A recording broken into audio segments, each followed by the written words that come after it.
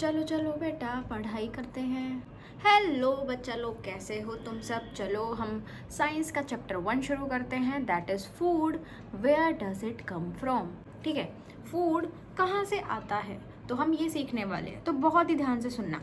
सबसे पहले हम बात करेंगे फूड की वैरायटी के बारे में। ठीक है, हम सब अलग अलग फूड खाते हैं, अलग अलग टाइम पे।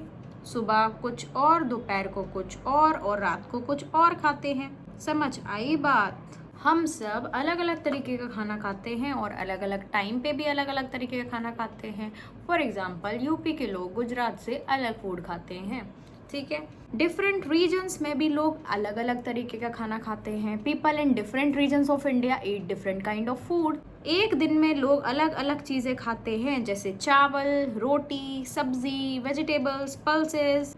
In one day, different people may eat different items like roti, rice, रोटी को हम बोलते चपाती, then vegetables, pulses, etc. कोई कोई डिशेस में सिर्फ 2 इंग्रेडिएंट्स चाहिए होते हैं, जैसे कि अगर आपको बॉइल्ड राइस बनाने हैं तो आपको सिर्फ 2 इंग्रेडिएंट्स चाहिए, that is rice plus water.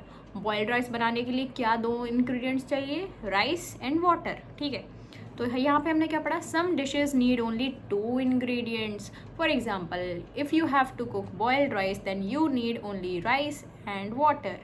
If you want to make vegetable curry, then you may need many ingredients like vegetables, salt, spices, oil, etc. अगर तुम्हें वेजिटेबल करी बनानी है तो तुम्हें उसमें 2 से ज़्यादा या फिर और भी ज़्यादा इंग्रेडिएंट्स चाहिए होंगे, जैसे कि वेजिटेबल्स, सॉल्ट, मसाला, तेल। Many ingredients such as salt, oil and spices are commonly used in different dishes.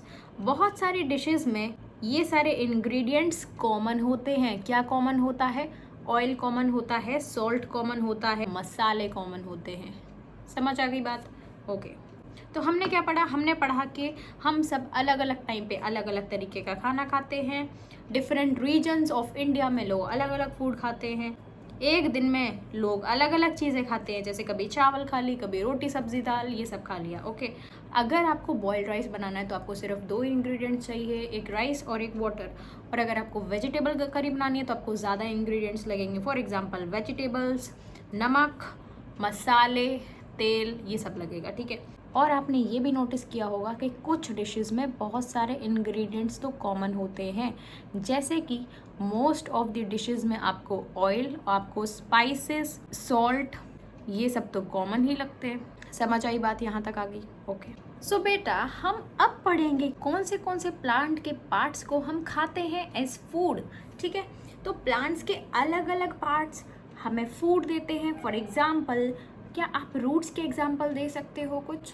हाँ, तो रूट के एग्जाम्पल्स होते हैं रेडिश एंड कैरेट। और स्टेम्स में हम क्या खाते हैं, स्टेम में हम खाते हैं शुगर केन्स एंड पोटैटो।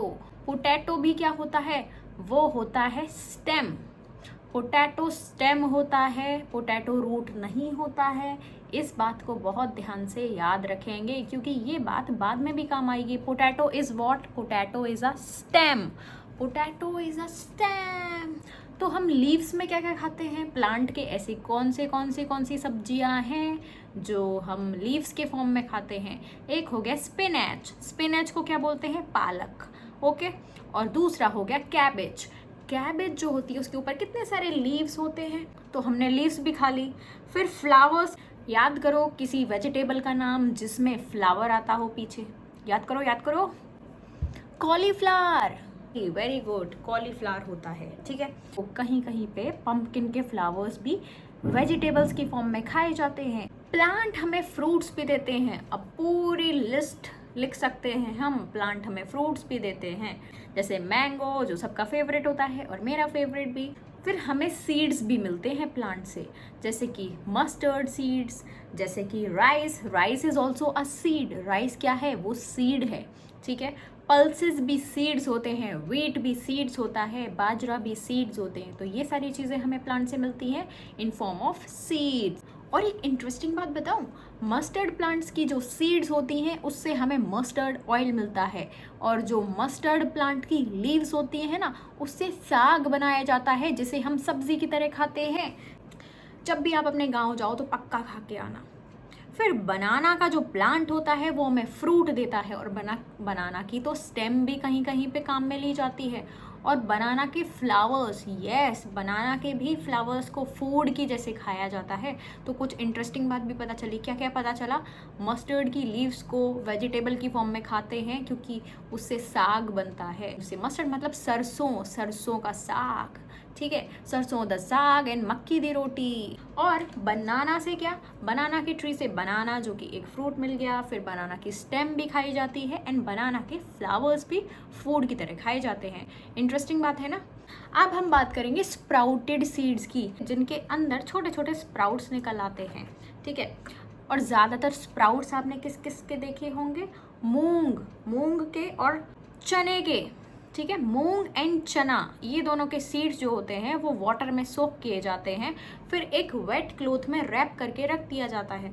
1-2 दिन बाद छोटे छोटे स्प्राउट्स निकल आते हैं। और एक मज़ेदार बात बताऊं, स्प्राउटेड सीड्स खाने का फ़ायदा होता है कि वहाँ से आपको विटामिन B12 मिलता है, क्योंकि विटामिन B12 और किसी भी वेजिटेरियन फूड में नहीं होता है। सिर्फ स्प्राउट्स ही वो तरीका है कि आप विटामिन B12 ले सकते हो, वरना आपको अलग से मेडिसिन लेनी पड़ेगी। अभी तो आप छोटे हो, बट आपके पेरेंट्स में या जब थोड़े ग्रो करते हो तब विटामिन B12 की कमी अक्सर हो जाती है। तो अगर स्प्राउट्स अपनी डाइट में इंक्लूड करोगे तो विटामिन B12 की कमी कभी नहीं होगी। वरना तो नॉन वेज फूड में विटामिन B12 ज़्यादा होता है, कर्ड में भी होता है, दही में होता है विटामिन B12, लेकिन स्प्राउट्स में भी होता है। तो बेटर है स्प्राउट्स खा लो, स्प्राउट्स में फाइबर भी बहुत होता है। तो सुनो, स्प्राउटेड सीड्स में क्या करते हैं? चना या फिर मूंग की जो सीड्स होती हैं उनको वाटर में सोक करते हैं, फिर उनको एक रैप कर देते हैं क्लॉथ में। फिर 1-2 दिन बाद छोटे छोटे स्प्राउट्स निकल आते हैं, ठीक है। फिर इन स्प्राउटेड सीड्स को वॉश करते हैं और उनको या तो कच्चा खा लेते हैं या फिर बॉईल कर लेते हैं स्पाइसेस के साथ थोड़ा सा मिक्स करके, जिससे कि वो एक हेल्दी स्नैक बन जाता है। स्नैक। अब हम बात करेंगे हनी की। हनी बीज क्या करती हैं? वो नेक्टर को कलेक्ट करती हैं फ्लावर्स से और उसको हनी में कन्वर्ट कर देती हैं। नेक्टर एक्चुअली फ्लावर का जूस होता है, ठीक है। तो हनी बीज फ्लावर के जूस को कलेक्ट करती हैं और उसको हनी में कन्वर्ट कर देती हैं। ये लोग हनी को स्टोर करते हैं अपने छत्ते में, दैट इज़ बी हाइव में, ओके, ठीक है। और लोग क्या करते हैं, हम क्या करते हैं, उनके बी हाइव में से हनी को कलेक्ट कर लेते हैं। फिर हनी आ जाता है, देखो दिखाती हूँ आपको। फिर जैसे ही हनी कलेक्ट हो जाता है तो उसको ऐसे बॉक्सेस में भर के मार्केट में भेजा जाता है और फिर हम वहाँ से बाई कर लेते हैं हनी को। सो हनी बीज की बात समझ आ गई।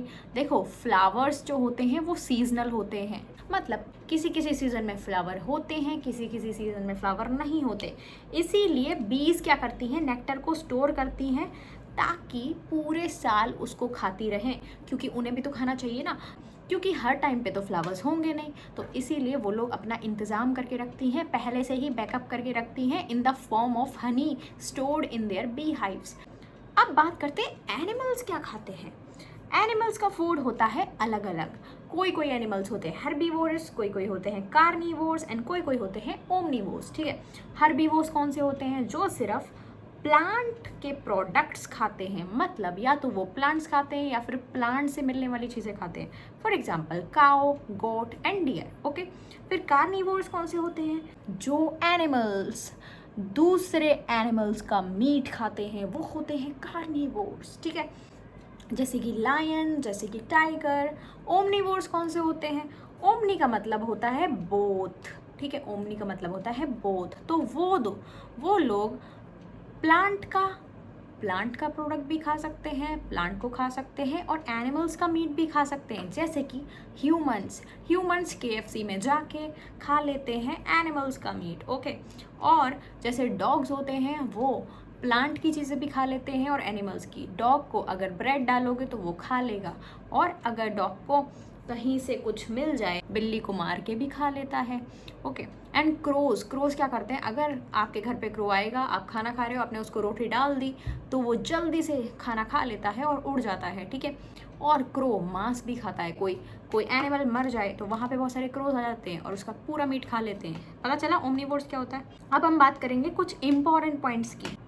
There is a wide variety of food in different regions of India.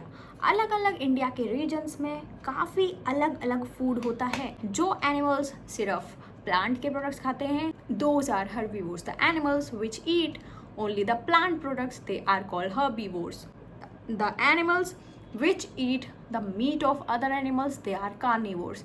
And the animals which can eat both plant products and they can also eat the meat of other animals, they are called omnivores. ठीक है, it is important to increase the food production. हमें अपने देश में food production बढ़ाना चाहिए, ठीक है, जिससे कि सारे लोगों को फूड मिल पाए और कोई भी भूखा ना रहे।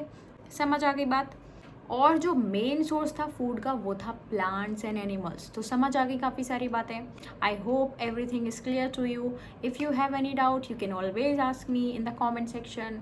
मिलते हैं नेक्स्ट वीडियो में, तब तक के लिए बाय बाय बेटा। और वीडियो को लाइक कर दो, चैनल को सब्सक्राइब कर दो and share it with your friends. Meet you next time in the next video.